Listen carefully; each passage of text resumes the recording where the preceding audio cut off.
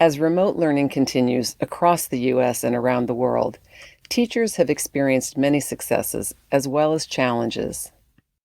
Although at this point most classes are probably not on pace with grade level standards, it is still important that the work given to English learners reflects those standards. Legally, English learners are entitled to equal educational opportunities, which include access to grade level curricula. I'd like to believe that few classrooms today have English learners working on mindless worksheets, while other students are studying standards-based, rigorous content. All students, English learners and English speakers alike, should be learning the same content. The idea that English learners aren't ready for grade-level material isn't supported by research. In fact, literacy research tells us that students learn better with challenging text. Providing scaffolding for English learners allows access to challenging texts. The following are 3 ways to help English learners access grade-level content. They're effective when teaching face-to-face, but also can be adapted for remote learning. First, be clear. This may seem like a no-brainer, but expressing oneself in a way that's easily understood is more challenging than it may seem. Remember that grade-level content contains vocabulary and language forms that likely will be difficult for English learners to follow. While clear, concise speech is critical for English learners, it's good for all. Think of TED Talk speakers, newscasters, and other professional speakers. They speak clearly, enunciate, and limit the amount of information they give to listeners. Typically, they pause a bit between chunks of words to let listeners process their message. Make sure your presentation of information, and especially instructions for completing tasks, are well described, clear, and unambiguous. Also, consider posting a completed assignment for students to refer to in case they don't understand all of the language in your instructions. Another way to make sure your message is clear is through modeling and repetition. Using visuals to accompany speech is an effective practice that benefits all students. It's even more important to communicate clearly with students during remote learning. English learners may become frustrated or disengage from learning if they can't follow your instructions or can't understand the presentation of content. When teaching skills, consider a process where you demonstrate what you're talking about, repeat the message several times in slightly different ways, and ask students to practice each step after teaching. Clearly spoken recorded messages can be replayed so that students understand your message more completely and pick up what they may have missed the first time. Also, consider using the same routine for your lessons. Perhaps begin with a greeting, then state your message plainly and concisely, and end with a consistent closing. This type of structure enhances comprehension for English learners. Further, make sure you choose words that are positive, encouraging, and affirming. With remote learning, a lot of communication is in writing. Without the visual cues that oral communication provides, written information can be difficult to understand.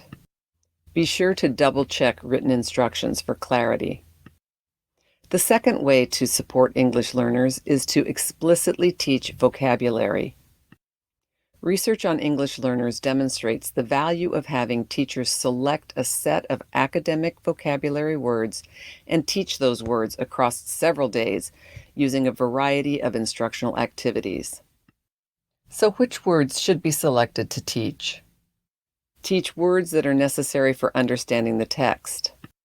These key vocabulary words may be bolded in the text, but there may be additional words necessary for understanding the text. Also teach words that are frequently used in the text. Teaching frequently used words provides multiple opportunities for students to see how those words are used in text. Also teach general academic words that likely will appear in other content area texts. Word lists may be consulted for selecting those cross-curricular academic terms that students will be exposed to across subject areas. Also teach words with multiple meanings. Students will encounter certain words across disciplines with different meanings. For example, the meaning of pound as a unit of weight in math differs from its meaning to hit in English language arts. Explicitly teaching the definitions of these words allows students to understand how words function in different contexts. Also, teach words with affixes. Many words are comprised of root words and affixes. For example, the word view changes meaning when the prefix re is added to make review. Teaching word parts gives students more bang for the buck. As they begin to understand the meaning of common prefixes such as un, dis, and miss, and suffixes such as ism, ist, and si, and learn how those word parts alter the meaning of words, their vocabulary expands exponentially. Knowledge of word parts facilitates analysis of the meaning of unknown words. The research recommendations just outlined were based on in-class instruction.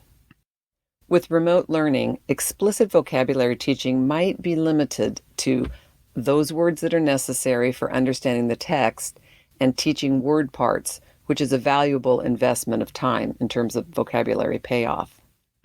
Fortunately, there are lots of free and inexpensive vocabulary apps available so that important vocabulary practice can continue at home.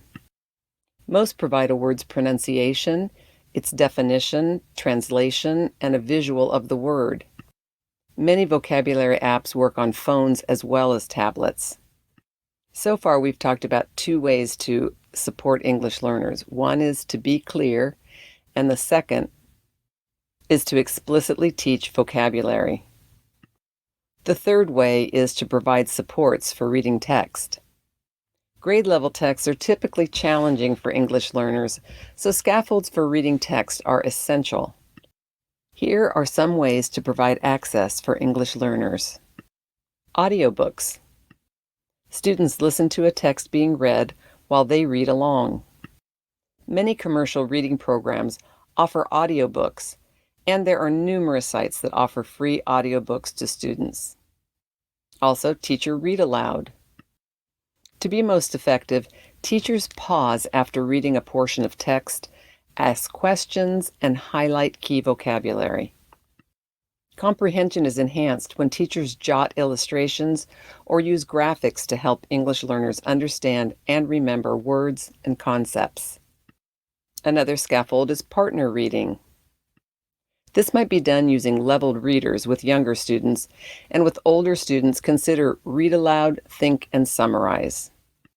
In this process, each student reads a paragraph and summarizes it. For example, partner A reads and orally summarizes, while partner B listens and asks clarification questions. Then partner B reads and summarizes. This technique is effective because students collaboratively figure out the meaning of the text through their discussion. Another scaffold is SQP2RS, or sweepers. This is a process for reading expository text that has been shown to improve reading comprehension. The steps are as follows. Survey. Students individually preview and scan the text to be read for about 1 minute to determine key concepts that will be learned. Question. In groups, students generate questions likely to be answered by reading the text. Predict. Students come up with 3 or 4 key concepts they predict they'll learn while reading. Read. While reading, students mark answers to their generated questions using sticky notes or highlighters. Respond. Students discuss and answer the questions that were generated by the class. Summarize.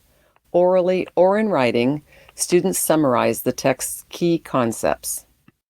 The SciOp website offers free downloadable posters that outline each step of sweepers. The posters are useful for teaching sweepers as well as for student reference as they begin to use the process independently. Scaffolding grade-level text online is challenging, no doubt. Some of the suggestions presented here can be adapted for remote learning. Audiobooks and teacher read-alouds lend themselves well to remote learning. To add interest and motivation, have a guest reader, such as a member of your own family, do a read-aloud, or arrange for older students in your school to read to your students. The text can be read live while students read along, or a recording app allows students to listen and read along at their convenience. Partner reading can be done using platforms such as Google Classroom or Zoom. You might have students read aloud and record it, or assign breakout groups of students by level and work with each group to scaffold their reading. Sweepers has been used successfully online, but it needs to be done live. First, provide a piece of text to each student and begin in whole group for the survey or preview. Then students are assigned to breakout rooms to do their question generation and make predictions. For reading the text, use whatever suits your situation: partner reading, individual, or students in groups with the teacher facilitating. Respond is then done in whole group so that everyone reviews and discusses the class's questions and predictions. Finally, students summarize by writing a couple of sentences or by drawing a picture to express their understanding, depending on their level of proficiency. If you or your students don't have access to texts or technology to use some of these grade-level reading ideas, then during this time of remote learning, students can still work on skills related to reading that will continue to advance their cognitive skills, such as making TV watching productive by predicting, comparing characters, sequencing events, and so forth. There are many more ideas for helping English learners access grade-level content in our book, Making Content Comprehensible for English Learners, the SIOP model, which can be found at siop.savas.com. In many ways, remote teaching is similar to teaching in a classroom.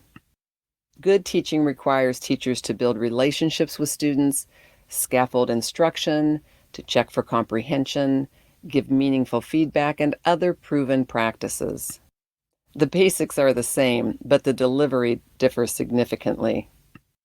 During remote teaching, learning may not exactly match the standards or content for your grade level, but the ideas presented here are intended to facilitate using grade-level content in your lessons.